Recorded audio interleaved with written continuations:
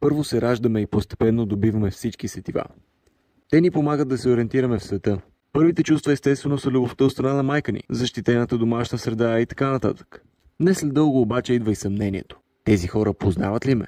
Дали са ми родители наистина? Аз кой съм? Дали разбират какво им казвам? Какво им пея? Рисувам? Разбирам ли света? Разбирам ли изобщо себе си? И с това приключваме днешната тема. Благодаря ви за вниманието, колеги. Той разбра ли го какво каза? Какво? Не ме ли разбирате?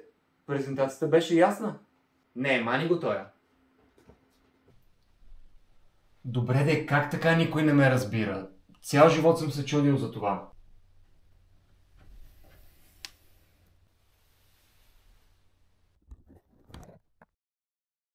Откъде идва страха?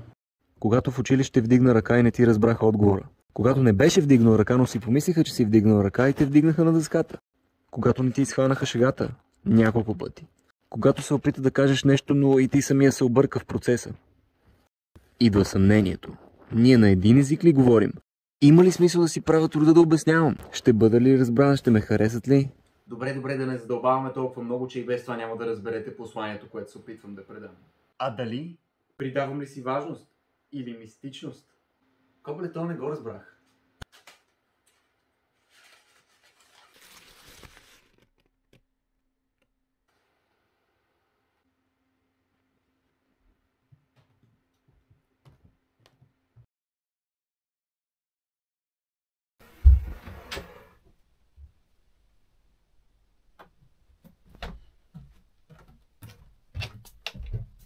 Няма да можеш. Няма да го понесеш. Не, искам да знам. Онова дете като ти взе играчката или не искаше да си играе с теб. Като родителите ти казаха да ги изчакаш, но им отне повече време да се върнат. Отново съмнение. Тези хора харесват ли ме? Искат ли ме? Ще ме изоставят ли? Детската градина, основното училище. Отново съмнение. Аз достатъчен ли съм? Готин ли съм? Забавен ли съм? Тези проблеми продължават и в гимназията. Развод, обърканост, нова идентичност. Каква ще бъде тя? Кои са ми приятели? Мога ли да им вярвам? Онова момиче харесва ли ме? Ще ме отреже ли? Отхвърляш себе си и не струваш. Никой не иска да е с теб. Сам си изграждаш илюзии, които не можеш да подкрепиш, но вярваш в тях. Сам се изолираш, мислейки си, че другите те отхвърлят. Този проблем сам поражда себе си и не виждам абсолютен край, но съм го намалил последно време. Опитай се да изоставиш страха от изоставяне. Damn, that was a lot. Какво следва? О, не си готов за това. Хайде да е така и така съм тук. This will make me or break me. Тук си много прав. Истории на близки, страшни филми, некролози, статистики, болни животни, навсякъде я виждаме. И странно имаме някакъв страх от нея, въпреки че не знаем какво точно е тя. Смъртта. Края на филма. Черен екран. Каквото си направил. Няма поправка, няма връщане, всички имаме един край. И не изпитваш нищо никога повече след това. Празнота. Или по-скоро ни е страх от това, че никога няма да сме направили това, което винаги сме искали. Но защо ни е страх от нищото? По-скоро те е страх от това да живееш, братле. Да поемаш риск, да станеш за смях, да се провалиш. Защо? Срам ли е? Какво е то? Нещо те спира, дърпа те и от друга страна те бута към смъртта. Страха от смъртта причинява повече смърт от самата смърт. Има логика, нали? Най-трудното препятствие, най-високата ограда, най-хлъзгавия пот. И най-вече си пречим сами. Страха контролира света. Страха от смъртта, но и най-вече от това да не живеем напълно. Сега трябва да срещнеш най-големия си враг. Себе си. Кой си ти? Аз съм ти, от бъдещето. Готов ли си сега? Да, май. Добре. Добре, да започнем от начало. Неразбирането. Никога не си бил неразбран, особено от другите. Просто си бил леко объркан от света. Спокойно, доста си объркан. Помниш ли като малък, като разказваше някоя история и някой те прекъснеше? Почвах от начало. Почваше от начало, да.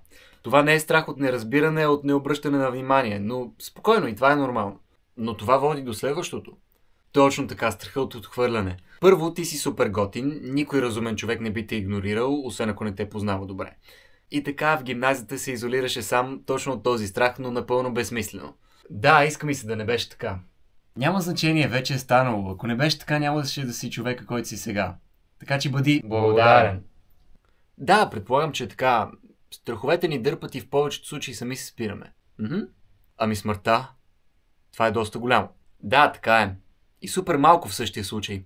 Защото винаги се случва на другите, нали така? И ни е страх от нашата реакция, когато някой наш близък... Нали? Но е неизбежно, така че защо да се мъчим? Мъртвите със сигурност не се мъчат. Знаеш ли, говорим си сега, ама страха не изчезва. Нищо не изчезва изведнъж, както и нищо не се появява изведнъж. Щом го приемеш, ще ти стане по-добре. И то не изведнъж. Да, така е. Ден по ден ще станат нещата. Така. Готов ли си сега? Да.